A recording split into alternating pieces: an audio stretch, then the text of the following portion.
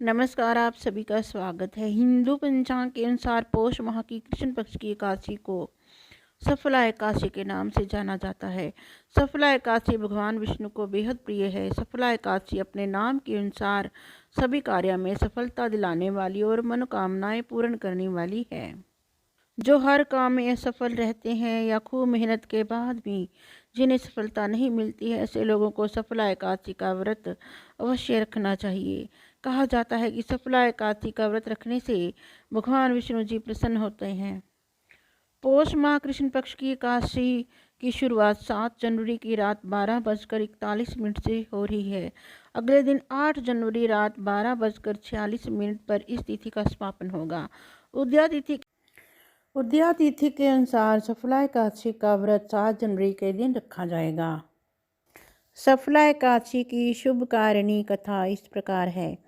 चंपावती नाम से विख्यात एक पुरी है जो कभी राजा महिष्मत की राजधानी थी। राज ऋषि महिष्मत के 5 पुत्र थे।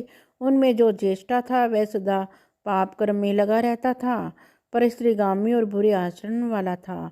उसके पिता के धन को पाप कर्म में ही खर्च किया। वह सदा दुराचार परायण तथा ब्राह्मणों का निंदक था। वैष्णवों और देवताओं को भी हमेशा निंदा किया करता था। अपने पुत्र को ऐसा देखकर महिष्मत ने राजकुमारों में उनका नाम लुम्बक रख दिया।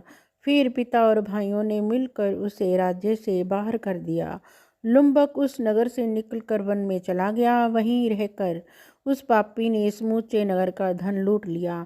एक दिन जब ये चोरी करने के लिए नगर में आया तो रात में पहरा देने वाले सिपाही ने उसे पकड़ लिया, किंतु जब उसने अपने को महिष्मत का पुत्र बताया तो सिपाहियों ने उसे छोड़ दिया। फिर वह पापी वन में लौट आया और मांस तथा वृक्षों का फल खाकर निर्वाह करने लगा।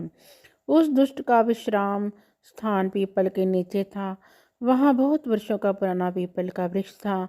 उस वन में मैं वृक्ष एक महान देवता माना जाता था। पाप बुद्धि लुम्बक वहीं निवास करता था। बहुत दिनों के बाद एक दिन किसी संचित पुण्य के प्रभाव से उसके द्वारा एकादशी का व्रत का पालन हो गया। पौष मास में कृष्ण पक्ष की दशमी के दिन पापिष्ट लुम्बक ने वृक्षों के फल खाए और वस्त्रहीन होने के कारण रात भर जाड़े का कष्ट भोगा। उस समय ना तो उसे नींद आई ना आराम मिला। वह निष्मान सा हो रहा था। सूर्योदय होने पर भी उस पापी को होश नहीं हुआ। सफला एकादशी के दिन भी लुम्बक बेहोश पड़ा रहा।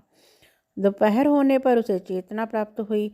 फिर इधर उधर दृष्टि डालकर वह आसन से उठा और लेंगड़े की भांति पैरों से बार बार लड़खड़ाता हुआ वन के भीतर गया। वह भूख से दुर्बल और पीड़ित हो रहा था। राजन उस समय लुम्बक बहुत से फल लेकर ज्यों ही विश्राम स्थान पर लौटा त्यों ही सूर्यदेव अस्त हो गए। तब उसने वृक्ष की जड़ में बहुत से फल चुने और निवेदन करते हुए कहा, इन वृक्ष फलों से लक्ष्मीपति भगवान विष्णु संतुष्ट हो।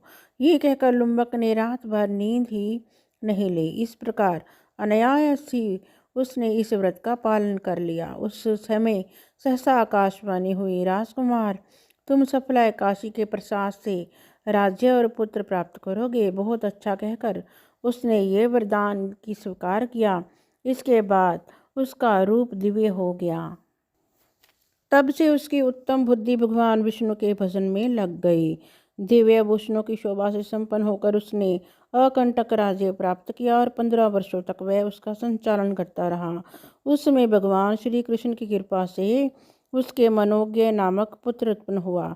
जब वह बड़ा हुआ तब लुम्बक ने तुरंत ही राज्य की ममता छोड़कर उस पुत्र को सौंप दिया और वह भगवान श्री कृष्ण के समीप चला गया।